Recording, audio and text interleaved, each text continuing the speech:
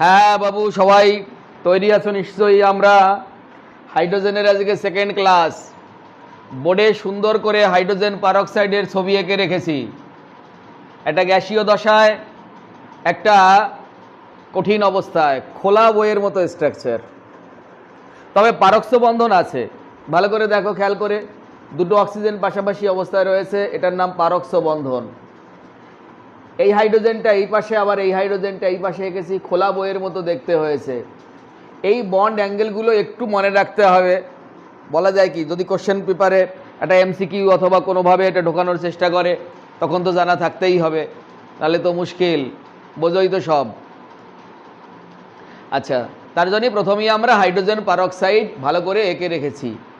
অক্সিজেনের শেষ বহিস্থ কক্ষে 6টা ইলেকট্রন থাকে, group 16 element.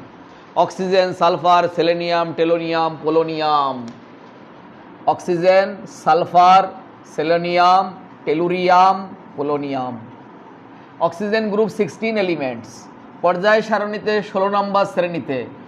সেটেপো oxygen, sulphur, selenium, tellurium, polonium. ওর আউটার মোস্ট সেলে 6টা ইলেকট্রন থাকে। যে 16তম শ্রেণীতে থাকে তার আউটার মোস্ট সেলে 6টা ইলেকট্রন। যে 14তম শ্রেণীতে থাকে 4টে ইলেকট্রন। যে 15তম শ্রেণীতে থাকে তার 5টা ইলেকট্রন থাকে। কি করে ইলেকট্রনগুলো দেখে আসি? অক্সিজেন, এই বন্ধনে একটা খরচা হয়েছে, এই বন্ধনে একটা খরচা হয়ে গেছে, তাহলে 6টার মধ্যে 2টো খরচা হয়ে গেছে, 4টে পড়ে থাকে, লোন পেয়ার আকারে থাকে। এভাবে লোন পেয়ার। এদের মধ্যে এই লোন পেয়ার বন্ড পেয়ার বিকর্ষণ বল দেখা যায়, লোন পেয়ার বন্ড পেয়ার বিকর্ষণ বল দেখা যায়। এই বিকর্ষণ বলের জন্য H2O2 খুব দুস্থিত পদার্থ, আনস্টেবল কম্পাউন্ড। তার জন্য আমাদের H2O2 ডায়াগ্রামটা করতে হয়েছে, নাহলে আমি ছাত্রদের বোঝাবো কি করে যে H2O2 দুস্থিত পদার্থ। কি করে দুস্থিত পদার্থ হলো?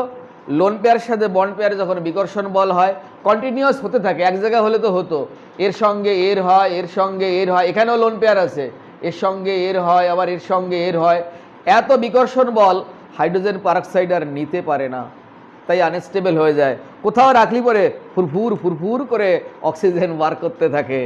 বাবুরে, এই জন্যই বলা হয় ঘরের উষ্ণতায় কেবলমাত্র হাইড্রোজেন পারঅক্সাইড বা কোনো পারঅক্সাইড যৌগ থেকে অক্সিজেন প্রস্তুত করা যায়।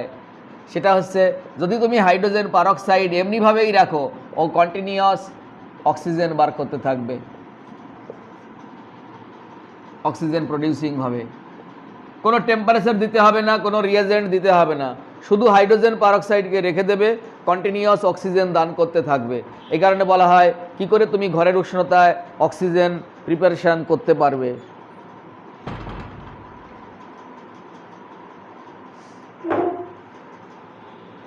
আচ্ছা,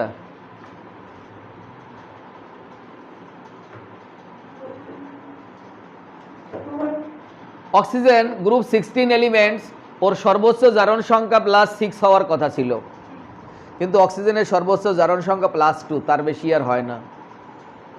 ছোট এলিমেন্টস তো, ওর ফাঁকা ডি অরবিটাল থাকে না। তুমি যদি অক্সিজেনের ইলেকট্রন বিন্যাস করো, অক্সিজেন 8 নম্বরে থাকে, 1s2, 2s2, 2p4, এটা ওর শেষ বহিস্থ কক্ষ। এখানে দ্বিতীয় আছে, দুই কথাটার মানে হচ্ছে দ্বিতীয় কক্ষের উপকক্ষ, দ্বিতীয় কক্ষের উপকক্ষ। দ্বিতীয় কক্ষে 2টো উপকক্ষ থাকে, একটা এস থাকে, একটা পি থাকে। ওর আর কোনো ডি অরবিটাল থাকে না, তাই এস যদি আমি আঁকি, এসের একটা ঘর 2s0, পিরা 3 বোন, কি কি? 2px, 2py, 2pz। এখানে 2টো ইলেকট্রন আছে, একটা ঘড়ি কাঁটার দিকে ঘোরে, উল্টো দিকে ঘোরে। 4টে ইলেকট্রন আছে, একটা, দুটো, 3টে, আরেকটা ইলেকট্রন উল্টো দিকে ঘোরে। তার মানে দেখা যাচ্ছে ওর বিজোড় ইলেকট্রন 2টো। কোনোভাবেই ওর বিজোড় ইলেকট্রন তার চাইতে বেশি করতে পারবে না, কারণ এখানে ওর কোনো ফাঁকা অরবিটাল নেই যে লাফিয়ে সেখানে একটা চলে যাবে, এরা সবাই বিজোড় হয়ে যাবে, লাফিয়ে একটা চলে যাবে, ওরা সবাই বিজোড় হয়ে যাবে। এরকম করার ক্ষমতা বা তৌফিক ভগবান অক্সিজেনকে দেয়নি খাবা। তার জন্য অক্সিজেনের 2টোর বেশি বিজোড় ইলেকট্রন হতে পারে না, তাই সর্বোচ্চ 2টো ইলেকট্রনের বেশি দান করতে পারে না। ইচ্ছে থাকলে উপায় কোথায়? ওর তো সেরকম নেই। কেন স্যার? জোড় ইলেকট্রনটাও তো দান করতে পারে না রে খাপা, জোড় ইলেকট্রন দান করে না কখনো। দান করলে সবসময় বিজোড় ইলেকট্রন দান করে, যে ওয়ার্ড ইলেকট্রন। জোড় থাকাটা মুশকিল, একে অপরের দ্বারা ওরা খুব শক্তভাবে থাকে। একটা ইলেকট্রন ঘড়ি কাঁটার দিকে ঘোরে, আর একটা ইলেকট্রন ঘড়ি কাঁটার উল্টো দিকে ঘোরে, ব্যালেন্স হয়ে যায়। এ যখন ওই দিকে বেরিয়ে যেতে চায় এ টেনে ধরে, এ যখন এই দিকে বেরিয়ে যেতে চায় ও টেনে ধরে। এই কারণে জোড় ইলেকট্রন দান করবে কি করে? তার মানে কোনো স্ক্রু নেই, কিছু নেই, তার মধ্যে দুইজন টাইট অবস্থায় পড়ে থাকে, কেউ কাউকে ছাড়া যেতে পারে না। কেমিস্ট্রি কোথায়? একটা সূক্ষ্ম জায়গায় তোমাকে টাচ দিয়ে গেল। জীবনেও মানুষের দুজন একসঙ্গে থাকলে একটা হাত ছেড়ে মনে হয় যেন হাতটা ছেড়ে চলে যেতে পারি, কিন্তু পারি না, কোথায় যেন আটকে যাই। দিস ইজ কেমিস্ট্রি, খুব দিলছে ফিল করো। বুঝতে পারছো বাবু কেমিস্ট্রিটা কোথায়? আচ্ছা আচ্ছা, এইবার অক্সিজেন পিরিয়ডিক টেবিলের 16তম শ্রেণীর মৌল। একটু কথা না বলে আসলেই হবে না, আমাদের পর্যায় সারণী তোমরা একটু পড়েছো মাধ্যমিকে, একেবারে যে পড়ো না তা নয়। Oxygen, sulphur, selenium, tellurium, polonium. এখানে আছে ফ্লুরিন, ক্লোরিন, ব্রোমিন, আয়োডিন, অ্যাস্টাটাইন। তা পর্যায়গত ধর্মের একটা রুল আছে, যত বাম দিক থেকে ডান দিকে যাওয়া হয়, এই দিক থেকে যত এই দিকে যাওয়া হয় তত তার তড়িৎ ঋণাত্মকতা বাড়ে। তাই অক্সিজেন আর ফ্লুরিনের মধ্যে ফ্লুরিনের তড়িৎ ঋণাত্মকতা বেশি। তড়িৎ ঋণাত্মকতা বেশি। তো কি হয়েছে? এই কারণে ফ্লুরিনের দ্বারা অক্সিজেন জারিত হতে পারে। তাই অক্সিজেন যখন ফ্লুরিনের সঙ্গে রিয়াকশন করে তখন OF2 প্রডিউস হয়। যদি আমি ব্যালেন্স করি, এখানে 2 দিলাম, এখানে 0 0 অবস্থায় ছিল, এই অক্সিজেন +2, এটা -1 × 2। তাহলে 0 থেকে +2 এসছে মানে ওর জারণ হয়েছে, আবার 0 থেকে -1 এসছে তার মানে বিজারণ হয়েছে। তার মানে ফ্লুরিন এখানে জারক পদার্থ, কিন্তু ফ্লুরিনকে জারিত করার মতো আর কোনো পদার্থ এই পাশে নেই। এরপরে নিষ্ক্রিয় গ্যাস চলে আসলো। ওরা তো মরা লোকের আবার দোষ গুণ কি, তার সম্বন্ধে কেউ কিছু বলে? একদমই নয়। যে বেঁচে আছে তাকে নিয়েই তো বিভিন্ন ধরনের কেরামতি হতে পারে, এই কারণে নিষ্ক্রিয় গ্যাস নিয়ে আমরা কোনো কথা বলবো না। তাই অক্সিজেনকে যদি কেউ জারিত করতে পারে, সে কেবলমাত্র সারা পর্যায় সারণীর মধ্যে ফ্লুরিনকেই দেখা যায়। কারণ ফ্লুরিন পিরিয়ডিক টেবিলের অক্সিজেনের ডান দিকে অবস্থান করে, তার জন্য ফ্লুরিনের তড়িৎ ঋণাত্মকতা অক্সিজেনের থেকে বেশি হয়। আর এই কারণে ফ্লুরিনকে সুপার হ্যালোজেন বলে, কারণ ফ্লুরিন তীব্র জারক, ওর পরে আর জারক পদার্থ নেই। আর ও তড়িৎ ঋণাত্মকতাও সবচাইতে বেশি, একদম এই কর্নারে অবস্থান করে ফ্লুরিন। এরপরে আমরা হাইড্রোজেন পারক্সাইড প্রিপারেশন করব। চলো, প্রিপারেশন করতে গেলে কিছু ঝামেলায় পড়বো, ঝামেলায় পড়লে তার সলভ বার করব, ওটাই হলো আজকের আমাদের পড়াশুনো। বেরিয়াম পারক্সাইড, আমরা এটা রেডক্সে পড়েছিলাম। প্লাস ডাইলুট মানে লঘু সালফিউরিক অ্যাসিড প্রডিউস করবে বেরিয়াম সালফেট আর হাইড্রোজেন পারক্সাইড। এটা এই যে পারক্সো বন্ধন, পারক্সো বন্ধনের শিফটিং হয়েছে, মাইগ্রেশন হয়েছে, হ্যাঁ, জায়গা বদল করেছে, একটা পারক্সাইড থেকে আরেকটা পারক্সাইড তৈরি করেছে। বেরিয়াম পারক্সাইডের এই ধর্মের নাম হচ্ছে পার অক্সিডাইজিং প্রপার্টি। আচ্ছা, এইবার আমরা সালফিউরিক অ্যাসিড নিয়েছিলাম, এর থেকে প্রথম কোশ্চেনে আমরা সম্মুখীন হই, স্যার আপনি ডাইলুট বা লঘু সালফিউরিক অ্যাসিড নিলেন কেন? বাবুরে, আমরা যদি গাঢ় সালফিউরিক অ্যাসিড নিতাম, তীব্র জারক পদার্থ, এর ফলে হাইড্রোজেন পারক্সাইড হতো ঠিকই, কিন্তু ওটা জারিত হয়ে অক্সিজেনে কনভার্ট হয়ে যেত। এমনি তো হাইড্রোজেন পারক্সাইড দুস্থিত পদার্থ, অক্সিজেনে মুক্ত হয়ে যেত। তাই আমরা গাঢ় সালফিউরিক অ্যাসিড নিইনি। আনস্টেবল, অস্থায়ী, যার স্থায়িত্ব কম, H2O2 হিসাবে থাকতে চায় না, রাখলেই ভেঙে যায়, তার নাম দুস্থিত, ইংরেজিতে বলে আনস্টেবল। আচ্ছা চলো, আমরা এই কারণে গাঢ় সালফিউরিক অ্যাসিডটা নিইনি, লঘু নিয়েছি। স্যার বেরিয়াম পারক্সাইড যখন ইউজ করা হয় তখন এর গুঁড়ো ব্যবহার করা হয় না, গুঁড়ো ব্যবহার করা হয় না, এর লেই ব্যবহার করা হয়। স্যার লেই মানে কি? লেই মানে পেস্ট, ইংরেজিতে বলে পেস্ট। আমরা যে দাঁত ব্রাশ করার সময় যে পেস্টটা ইউজ করি থকথকে কর্দমাক্ত, এটাকে লেই ফরম্যাট বলে। লাভটা কি? এটা নিলে পরে এই লেইয়ের মধ্যে জল আছে, জল আছে, দেখো জলটা আছে এই বন্ধু রেখে গেলাম। এবার হাইড্রোজেন পারঅক্সাইড তো দুস্থি পদার্থ, ও কন্টিনিউয়াস ভেঙে যায়, যখনই ভাঙে তখন হিট প্রডিউস করে। মিডিয়ামে যদি লেই নেই তাহলে জল থাকবে, জল ওই প্রডিউসিং হিটটাকে নিউট্রালাইজ করে দেবে, ঠান্ডা করে দেবে। আমাদের বেশি করে জল খেতে হয় কি করে? হার্ট কন্টিনিউয়াস পাম্প করছে, অন্যান্য অর্গানগুলো কন্টিনিউয়াস কাজ করছে, হিট প্রডিউস করবে। জল না খেলে পরে শরীরে হিট বেড়ে যাবে। গাড়ির ইঞ্জিনের মধ্যে জল দিতে হয়, হয় না? কারণ কন্টিনিউয়াস করছে তো। তাহলে এখানেও হাইড্রোজেন পারঅক্সাইড যখনই বিভাজিত হয়ে যাবে তখন ওখানে হিট প্রডিউস করবে। যদি আমি পেস্ট নেই তার মধ্যে জলকে পাবো, জল এই যে হিটটাকে নিউট্রালাইজ করার চেষ্টা করবে। হাইড্রোজেন পারঅক্সাইড বিয়োজিত হবে কিন্তু কম হবে। আর যদি ওই হিট এক জায়গায় থাকতো আর একটু পরিমাণও H2O2 আর বাকি থাকতো না অবশেষে। তার জন্য আমরা গুঁড়ো ব্যবহার না করে লেই ব্যবহার করেছি। আচ্ছা, এইবার স্যার লঘু H2SO4 নিতে হয়? হ্যাঁ, লঘু H2SO4 একটা বিশাল প্রকৃতি আছে। সেটা হলো লঘু H2SO4 আর সিরাপীয় H3PO4, এই দুটো হচ্ছে নেগেটিভ ক্যাটালিস্টের কাজ করে। আরেকটা বাংলা বলা হয় ইনহিবিটর, মানে বাধা দেয় রিয়াকশনটা, যে H2O2 ভাঙতে এরা বাধা দেয়। নেগেটিভ মানে কি? ভাঙতে বাধা দেয়। এই কারণে আমরা ডাইলিউট H2SO4 বা সিরাপীয় H3PO4 ব্যবহার করতে পারি।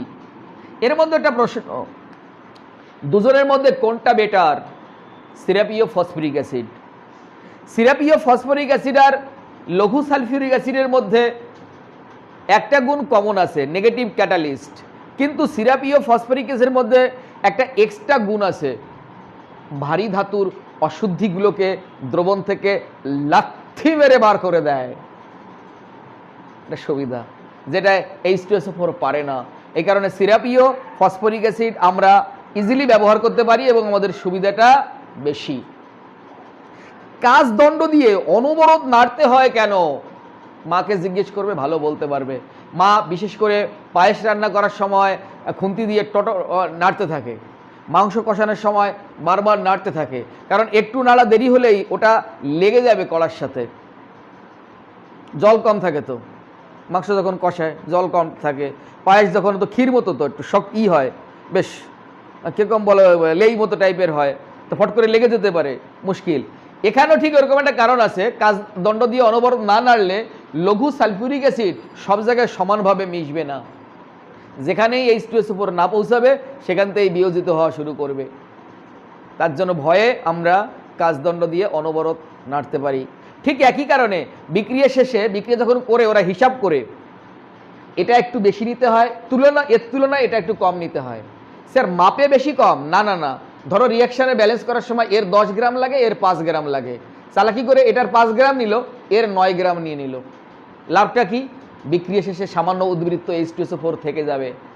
লাভটা কি? H2SO4 থেকে গেলে ঋণাত্মক অনুঘটকের কাজ করবে, H2O2 বিয়োজনকে মন্থর করে দেবে।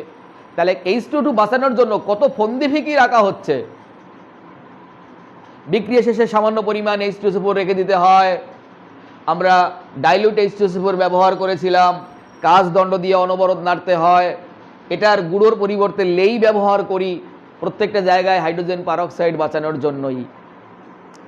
আরেকটা প্রশ্ন করা হয়েছে, বেরিয়াম তো পারঅক্সাইড স্যার, কিন্তু ম্যাঙ্গানিজ ডাইঅক্সাইড, এটা তো একই রকম দেখতে, দেখো BaO2, তারপরে মন্টুর বাপ MnO2, POP2, এদের দুজন, এরা পারঅক্সাইড নয়, কিন্তু বেরিয়াম পারঅক্সাইড, BaO2 পারঅক্সাইড কেন? এই প্রশ্নের উত্তর আমরা জারণ বিজারণেই শিখে এসেছিলাম। পারঅক্সাইড হতে গেলে দুটো প্রপার্টিস লাগে, এক পারক্সো বন্ধন, এই যে পারক্সো বন্ধন এটা লাগে। 2 নাম্বার পারঅক্সিডাইজিং প্রপার্টি, একটা পারঅক্সাইড থেকে তার আর একটা পারঅক্সাইড সৃষ্টি হতে হয়, সেই ধর্ম তার মধ্যে থাকতে হবে। এই দুটো গুণই এর মধ্যে নেই। ম্যাঙ্গানিজ ডাইঅক্সাইড যদি তুমি ছবি আঁকো, ম্যাঙ্গানিজ দেখা গেল এরকম ভাবে ছবি হতে পারে, PbO2 দেখা গেল এরকমভাবে ছবি হতে পারে, কিন্তু এরকম ছবি হবে না, মানে দুটো অক্সিজেন পাশাপাশি আসবে এরকমভাবে হবে না। তাই MnO2 এবং PbO2 পারক্সাইড নয়, যেখানে BaO2 পারক্সাইড।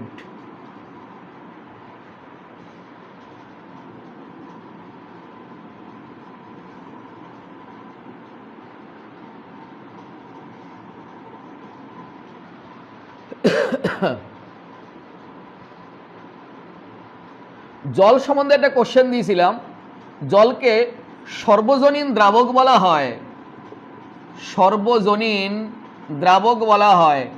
এই কোশ্চেনটা সবচেয়ে সহজ হতে পারে, সবচেয়ে কঠিনও হতে পারে। সহজ যদি হয় তাহলে তুমি বলবে জল সব ধরনের পদার্থকে দ্রবীভূত করতে পারে বলে জলকে সর্বজনীন দ্রাবক বলা হয়। নোট অফ ইন্টারোগেশন মাস্টারমশাই লাল কালি দিয়ে মেরে দিয়েছে। সব ধরনের পদার্থ বলতে তুমি কি বোঝাতে চাইছো, তখন তোমাকে ডিটেলসে লিখতে হবে। জলের মধ্যে ডাইইলেকট্রিক কনস্ট্যান্টের মান খুব বেশি। জলের যখনই ডায়াগ্রাম করা হয়, এটা হচ্ছে জলের ডায়াগ্রাম, এটা হচ্ছে ডেল পজিটিভ, এটা হচ্ছে ডেল পজিটিভ, আর এটা ডেল দুটো নেগেটিভ হয়। এটা থাকলে কি হয় স্যার? বাবুরে, যদি মিডিয়ামে তুই HCl যোগ করে দিস, এর মধ্যে এটা থাকে নেগেটিভ, এটা থাকে পজিটিভ। এই নেগেটিভ এর পজিটিভকে আকর্ষণ করে, আর এই নেগেটিভ এটার পজিটিভকে আকর্ষণ করে, ফলে ওরা দ্রবীভূত হয়ে যায়। তাই ডাইইলেকট্রিক কনস্ট্যান্ট থাকলে অন্য যে পদার্থ আসবে তাদেরও যদি দুটো পোল থাকে, পজিটিভ আর নেগেটিভ, তাহলে তাদেরকে ইজিলি ও ডিজলভ করতে পারে। এই হচ্ছে একটা গুণ। 2 নম্বর গুণ, জলের 0 ডিগ্রি সেন্টিগ্রেড থেকে 100 ডিগ্রি সেন্টিগ্রেড পর্যন্ত জল তরল থাকে। তরল অবস্থায় ভালো ডিজলভ করা যায়। তরল অবস্থায় দুটো জলের মধ্যে আন্তঃআণবিক ফাঁকা জায়গার পরিমাণ বেশি থাকে, যে কোনো পদার্থকে ওই ফাঁকা জায়গার মধ্যে গলিয়ে নিতে পারে। এত টেম্পারেচার 0 থেকে 100 ডিগ্রি সেন্টিগ্রেড, এমন কোন পদার্থ আছে? থাকতে পারে 2-1 জন, কিন্তু খুব কম পদার্থরই আছে যারা এতটা ডিস্টেন্স টেম্পারেচার পর্যন্ত লিকুইড অবস্থায় বর্তমান থাকে, কিন্তু জল সেটা পারে। 2 নম্বর পয়েন্ট গেল। 3 নম্বর, জল একটা পোলার দ্রাবক। কাম সারছে স্যার, এই শব্দটা তো আমাদের কাছে নতুন। একদম ঠিক, পোলার শব্দটা আমরা জানি না। এটা আমরা যখন রাসায়নিক বন্ধন পড়বো, যখন পর্যায় সারণী পড়বো, তখন এই শব্দটা আসবে। কিন্তু লিখেছি যখন বোর্ডে, একটু তো না বলে যাব না। পোলার শব্দটা আসে তড়িৎ ঋণাত্মকতার বৈপরীত্য বা পার্থক্য থেকে। একটা হাইড্রোজেন একটা মৌল, পাশে আমি অক্সিজেনকে রেখেছি। অক্সিজেন হচ্ছে নেগেটিভ আর এটা হচ্ছে পজিটিভ। এই তড়িৎ ঋণাত্মকতার বৈপরীত্য খুব বেশি হলে এদের মধ্যে এদেরকে বলা হয় পোলার যৌগ। পোলার কারণ এই বন্ডের ইলেকট্রনগুলো তখন একটা পোলের দিকে চলে যায়। এই বন্ডে দুটো ইলেকট্রন আছে, একটা ইলেকট্রন হাইড্রোজেন প্রোভাইড করেছে, একটা ইলেকট্রন অক্সিজেন প্রোভাইড করেছে। ইলেকট্রন দুটো থাকবে কোথায়? এখানে থাকবে, এখানে থাকবে, না এখানে থাকবে। 3টে কন্ডিশন হতে পারে থাকার। অক্সিজেনের ঋণাত্মকতা বেশি হওয়ার জন্য ও অক্সিজেনের দিকে ঝুঁকে থাকবে, একটা পোলের দিকে ঝুঁকে থাকে বলে একে পোলার বলা হয়। আর পোলের দিকে ঝুঁকে না থাকলে তাকে বলা হয় নন পোলার, বাংলায় বলে অধ্রুবীয়। তা জল একটা পোলার দ্রব্য, জলের মধ্যে তড়িৎ ঋণাত্মকতার পার্থক্য রয়েছে। তো জলের বন্ডিং এর ইলেকট্রনগুলো অক্সিজেনের দিকে সব সময় ঝুঁকে থাকবে, এই কারণে অক্সিজেন পোলার হয়। যখন আমরা রাসায়নিক বন্ধন পড়ব, তখন অক্সিজেনের এই পোলারের আরো ভালো ব্যাখ্যা আছে। ওর এরকম দুটো লোন পেয়ার থাকে। অক্সিজেনের শেষ বহিস্থ কক্ষে দেয়ার আর 6 ইলেকট্রন। দুটো ইলেকট্রন এই দুটো বন্ধনে কনজিউম হয়েছে, আরো 4টে ইলেকট্রন পড়ে আছে, এই দুটো এই দুটো।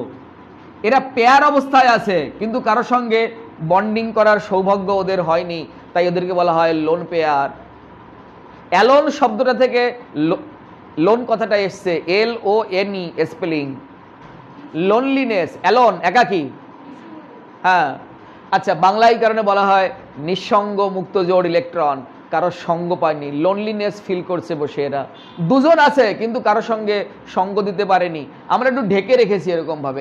এর মধ্যে কোনো কেমিস্ট্রি নেই, এই ঢেকে রাখার মধ্যে। এটা আর্ট। সব জায়গায় সব জিনিস দরকার হয়, একটু আর্ট না হলে হয় না কোথাও। এখানে একটু আর্ট। আমরা ফাঁকা দুটো ইলেকট্রন এভাবে রয়েছে, দেখতে কেমন লাগে, আমরা একটু সুন্দর করে ঘিরে রেখেছি।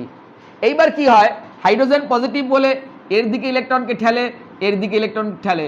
অক্সিজেন ঋণাত্মক বলে এই বন্ডিং এর ইলেকট্রনগুলো নিজের দিকে টেনে নেয়। লোন পেয়ারের একটা ক্যারেক্টার আছে, আমরা ধরো আগে জানি না, এই প্রথম জানতে চেষ্টা করছি। ও এই দিকে টানবে, ও এই দিকে টানবে। রেজাল্ট্যান্ট মুভমেন্ট উপরের দিকে চলে যাবে। 4 জনের লব্ধি ফিজিক্স। হ্যাঁ, তার মানে তখনই ওরা বলে যে মিউ সমান সমান E into D. E for charge, charge আছে, ডি ফর ডিসপ্লেসমেন্ট, তার ডিসপ্লেসমেন্ট হয়েছে, মানে জিরো হয়ে যায়নি। যদি জিরো না হয়ে যায় তাহলে তাকে পোলার বলা হয়। ওই একই কথা, যদি এক জায়গায় স্থিমিত হয়ে যাবে তখনই হবে নন পোলার।